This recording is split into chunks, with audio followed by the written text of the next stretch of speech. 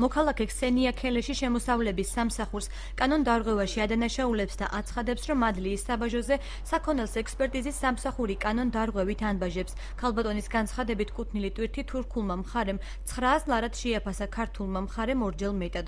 ქსენია ქელეში ასევე აცხადებს, რომ აღნიშნულ უწყებაში მას საქონლის ხელახალი გადამოწმების საშუალება არ მისცეს. არ მქონდა პრეტენზია არც ერთ გადასახადზე, თუნდაც გამბაჟებაზე, თუნდაც იმ ცოტაოდენ მომატებული თანხის დეღედეზე, თუნდაც ამ იურისტის თუ ვინც იყო იმის გადასახადზე, რომ მომსახურეობის არანაირი პრეტენზია არ მქონდა, უბრალოდ მქონდა ერთადერთი პრეტენზია, რომ ჩემი საქონელი შეფასებული იყო თუ ჩემი წარმოდგენილი საბუთის მიხედვით არა, ცოტათი შეღავათში მაინც.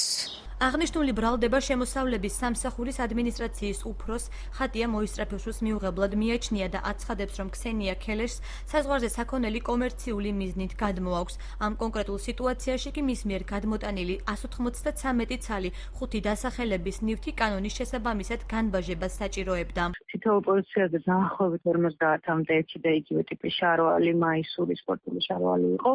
მის მიმართ ვერ გავრცელდებოდა საქართველოს საგადასახადო კოდექსის 119 მუხლის ქვეპუნქტებით გათვალისწინებული შეღავათი, შესაბამისად შედგენილი იქნა გამარტივებული საბაჟო დეკლარაცია და დაექვემდებარა განბაჟებას. აქვე გეტყვით იმასაც, რომ შეფასდა მინიმალურად პროგრამის მიხედვით, ასე რომ წესით არც ამ მიმართულებით მას არ უნდა ქონდეს რაიმე პრეტენზია, ნამდვილად ექვემდებარებოდა განბაჟებას და სავარაუდოდ ქალბატონმა, რომელმაც თუნდაც 2013 წელს რამდენჯერმე მე შემიძლია გითხრათ 15-ჯერ მიმართა თავისი ეკონომიკური საქმიანობიდან ამ საქმეს, ეს უნდა იცოდეს. ქსენია ქელეში აცხადებს, რომ მომხდარი ფაქტის გასაპროტესტებლად ადლიის საბაჟოზე პოლიცია გამოიძახა, როგორც თვითონ აცხადებს, თავის დაწვის მცდელობაც ჰქონდა. თუმცა პატრულის თანამშრომლებმა ამის საშუალება არ მისცეს. ქალბატონის სამართალ დამცავების მიერ ძალადობაზეც საუბრობს. თამადო ერთ ხელზე ბორკილი, მეორე ხელით არ დავემორჩილ, რომ ბორკილი დაედო, იმიტომ რომ მე თვითონ მყავდა გამოძახებული პატრული, მე არ ვიყავი დამნაშავე, მე ვითხოვდი ჩემს სიმართლეს. მეორე ხელზე არ დავემორჩილე, უნდა შეეგდოთ მაშინაში და გამოვეყვანე ტერიტორიიდან, ამაზეც არ დავემარჩინე, მაშინ ორმა მომვარდნენ, ჩამომათრიან განბაჟების კიბეებიდან, იმ დღეს საკმაოდ წვიმდა, ჩამაგდეს პირჩაღმა დიდ წყალში, სადაც გუბეებში, ამომიტრიალეს მეორე ხელით, შემჯდა ერთ-ერთი პატრული ბეჭებზე.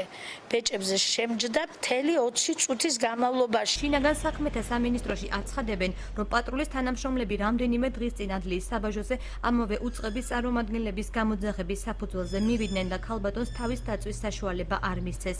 სამართალ დამცავების მხრიდან ძალადობის ფაქტს ისინი უარყოფენ. მათივე ინფორმაციით საქმეს ბათუმის მეშვიდე განყოფილება სისხლის სამართლის კოდექსის 115 მუხლით იძიებს, რაც თვითმკვლელობამდე მიყვანას გულისხმობს.